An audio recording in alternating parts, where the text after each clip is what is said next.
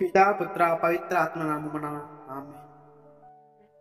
తన భర్త మనసుని మార్చి యేసుక్రీస్తు నిజ దేవుడని నిరూపించిన క్రైస్తవ మతం వైపు మరైనట్లు చేసి అనేక మంది ప్రజలను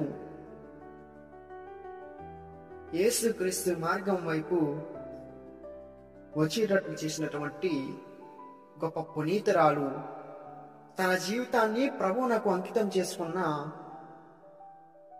గొప్ప వేద సాక్షి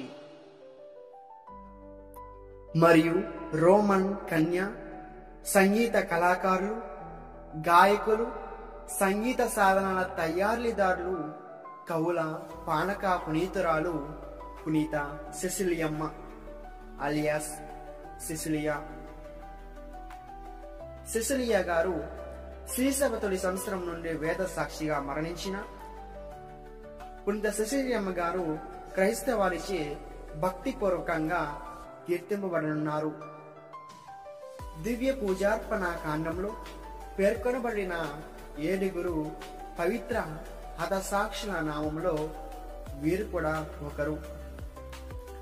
2వ శతాబ్దం అంతరంలో రోమ్ నగరంలోని ఒక ధనిక కుటుంబంలో ఉన్నత వంశంలో పునీత సిసిలియా గారు జన్మించారు. ఆ కాలంలో రోమన్ సామ్రాజ్యాన్ని అలెగ్జాండర్ సెవెరస్ చక్రవర్తి పరిపాలించేవాడు. సిసిలియమ్మ గారికి చిన్నతనం నుండి సంగీతం అంటే ఇష్టం ఎక్కువ. అందులో గొప్ప ప్రావీణ్యాన్ని సంపాదించుకున్నారు కూడా. వారి కలవారి కుటుంబాన్ని